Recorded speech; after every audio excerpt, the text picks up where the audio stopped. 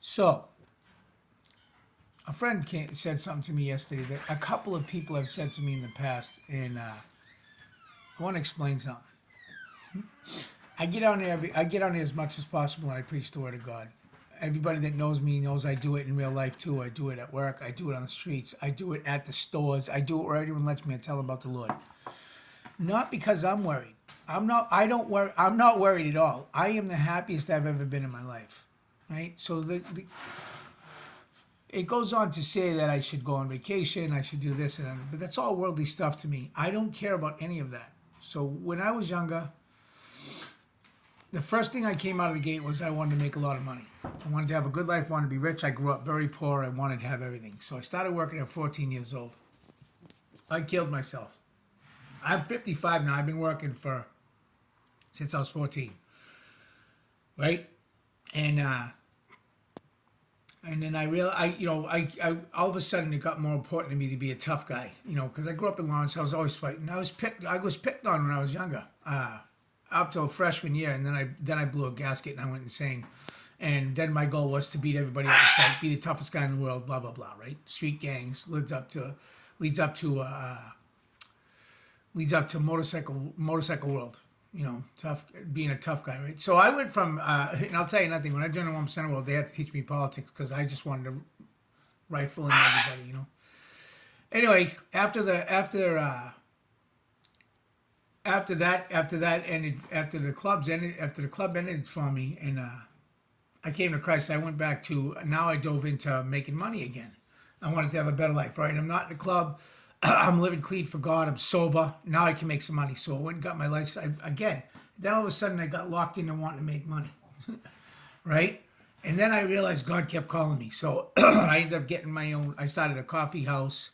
It turned into a church and all that, which I was very happy. But then I lost it again because I lost money and stuff. So here's the thing. What I'm trying to say is I kept trying to fill this void in my life.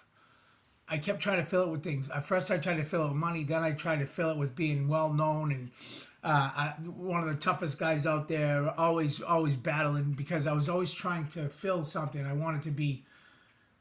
I can't explain it. I wanted to be. I don't know. I was trying to fill that hole. They call it the God-shaped hole. Anyway, no matter what I did, I ended up reaching the top of my game in the 1% world. I could have went on to be with the big guys. I was invited twice, and in my club, everybody respected me and loved me. In the bar rooms, a lot of people completely respected me. A lot of places I went, people kept buying me drinks. I had everything I wanted in that aspect, yet I still wasn't happy.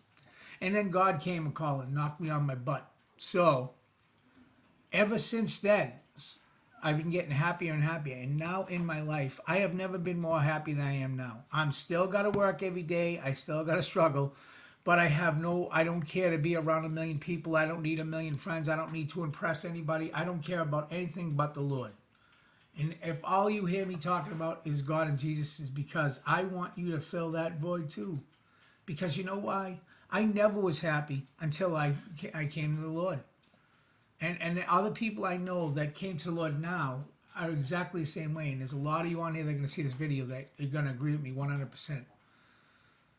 You're going to keep working till you're in the ground. Some people will get rich and make it. And when they get to the grave, like Bill Gates got all the money in the world. That guy is not happy at all. He's always got his hands in everything. He can't just be happy with all his money because he keeps feeling unfulfilled. He is not fulfilled.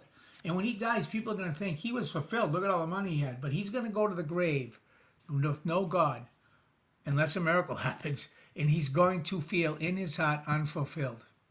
Take a look at the rich people out there. They're unhappy, miserable people because they thought money would fill. They thought vacations and nice houses and all that stuff would fulfill their needs. And it never does. Having Jesus Christ in your heart fulfills it all. I know. I'm living proof. So for anybody out there that thinks I make these videos because I'm worried, yeah, I'm worried about you. And I'm worried about you, the person out there that doesn't follow the Lord. I'm worried about you, the person out there that doesn't have the relationship for Christ. Because there's going to be, and people don't like to hear this, but there's going to be a lot of good people in hell because they never gave their life to Christ. And that's a fact. And I'm sorry, but that's how I feel. And I'm happy. I want to make this video one more time. You could talk to Sherry, my wife. Sherry don't pull no punches. She'll tell you straight up. Sherry ain't no different than she ever was. She'll tell you straight out how it is and how it was. And Sherry is very happy for me for the way that I am. Because why? God filled that hole in my heart that I could never fill with everything else. Peace, love, and God bless.